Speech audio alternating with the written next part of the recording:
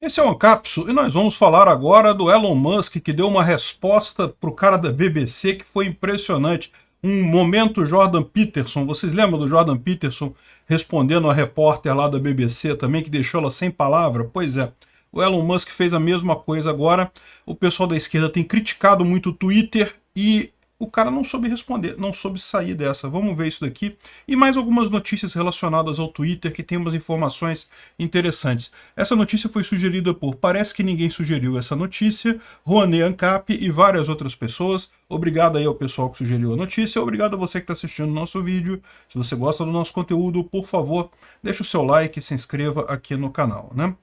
Pois bem, vocês sabem, o Twitter tem enfrentado aí um grande backslash, uma grande oposição no mundo inteiro por conta da visão do Elon Musk de equilibrar as coisas. Segundo ele mesmo diz, a ideia não é permitir discurso de ódio, é simplesmente evitar o que vinha sendo feito até então, que era classificar qualquer discurso que não fosse de extrema esquerda como discurso de ódio, né?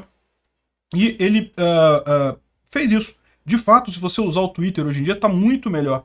Inclusive, eu diria em termos de moderação, tá? Porque um problema que eu tinha no Twitter antes, eu não sei se já aconteceu com vocês, mas às vezes você clicava em alguma dessas trending topics aqui para ver o que estava acontecendo e aparecia um monte de imagem de sacanagem nesse negócio. Eu não sei como é que o Twitter não consegue pegar esse tipo de coisa, porque em tese deveria ser fácil de identificar essas coisas por reconhecimento de vídeo, né? E é uma coisa meio ruim, né? Você pode estar num lugar público e de repente ver esse tipo de coisa. É uma coisa ruim realmente. Mas melhorou isso. Parou de acontecer no Twitter isso com o Elon Musk. E, de fato, você vê mesmo mais vozes falando, né? Ou seja, acabou aquela história de que qualquer coisa que não é da extrema esquerda tem que ser censurada, né?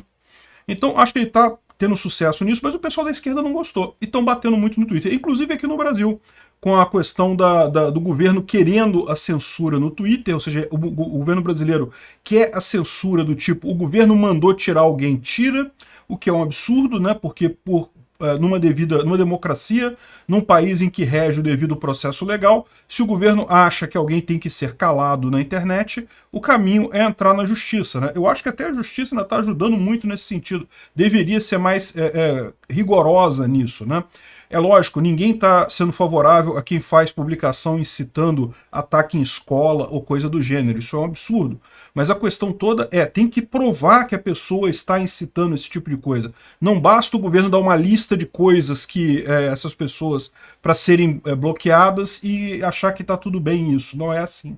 Tem que provar que a pessoa está incitando ódio, está fazendo alguma coisa ruim, né?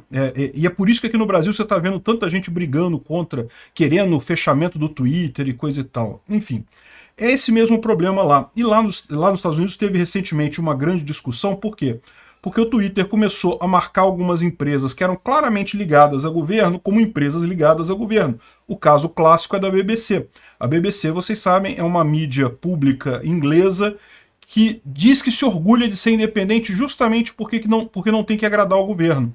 Ela vive dos impostos, tem um imposto de televisão que é cobrado dos cidadãos lá na Inglaterra e os cidadãos pagam, e com isso a BBC ela existe de forma independente do governo.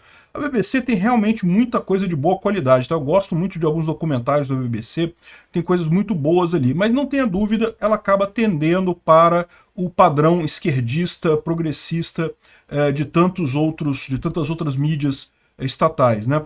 Por que tudo no governo tende para a esquerda? Como eu expliquei para vocês, porque quanto maior o governo, mais a pessoa que está no governo, ou que ganha com o governo, mais ela pode crescer. O mesmo vale para a BBC. Quanto mais o governo inglês for forte, for maior, mais ela consegue arrecadar o imposto dela com facilidade, porque, no final das contas, quem garante que ela pode arrecadar esse imposto é o governo, né? Então, acaba tendo essa tendência. Todo governo tende à esquerda porque quer um governo maior. Pois bem, então estava tendo essa briga muito grande porque a BBC queria que tirassem o label de empresa patrocinada pelo governo. Teve outras empresas que reclamaram também. A gente fez um vídeo sobre isso aqui. E daí o pessoal da BBC pediu essa entrevista e o Elon Musk foi. Vamos fazer a entrevista, né? E aí o cara de cara entrou nessa questão do discurso de ódio. O que ele falou? Não, porque eu conheço pessoas... Eu vou tocar para vocês aqui depois, mas tá em inglês, né, evidentemente. O que ele falou assim, não, tem pessoas que trabalham com moderação de conteúdo e falam que você destruiu a moderação de conteúdo no Twitter, né? O Elon Musk fala que não destruí não, ela está melhor agora do que antes. O que eu fiz foi retirar o viés, o que eu fiz foi equilibrar o campo político, ou seja, passou a ter moderação apenas de coisas que são efetivamente discurso de ódio, não coisas que são de campos ideológicos diferentes, que um fica querendo cancelar o outro, né? Então, e aí o cara fala, aí o Elon Musk pergunta, olha só, mas você usa o Twitter, você tem visto esse tipo de coisa?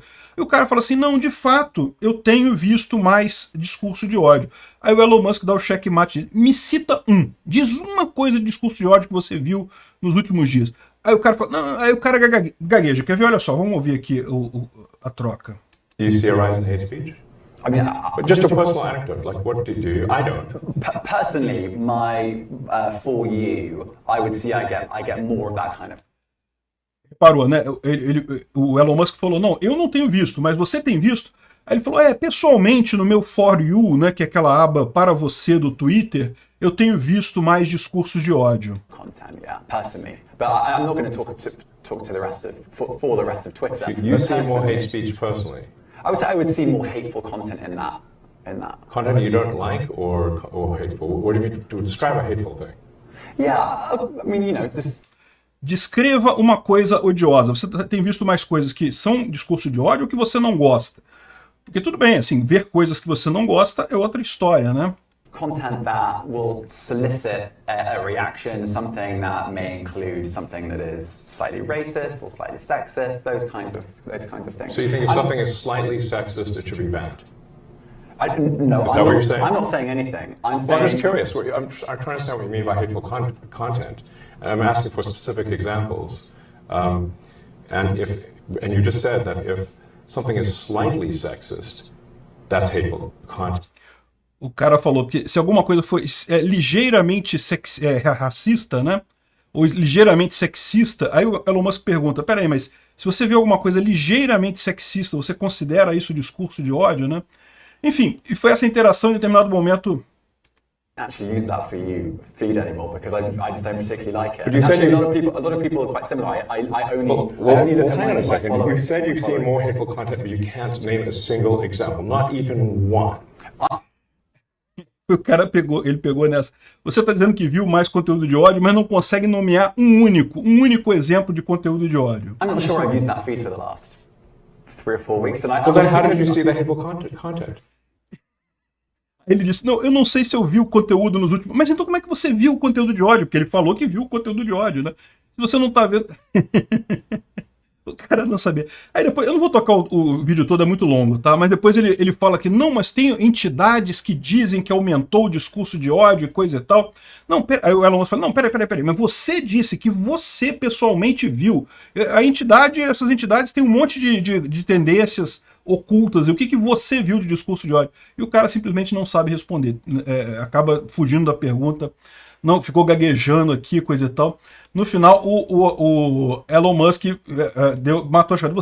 Você mentiu, você falou que tinha visto e não viu nada no final das contas, né? E isso acontece com muitos esquerdistas, e na verdade isso daqui é um microcosmos do que está acontecendo em toda a internet, porque na verdade esse é o problema da esquerda. É o que eu falo sempre, a esquerda estava acostumada a comandar a narrativa. A esquerda, na época da informação centralizada, que você pegava informação só da Rede Globo, do Jornal do Brasil e não sei o que lá, de meia dúzia de mídias específicas, ela estava acostumada a controlar o discurso.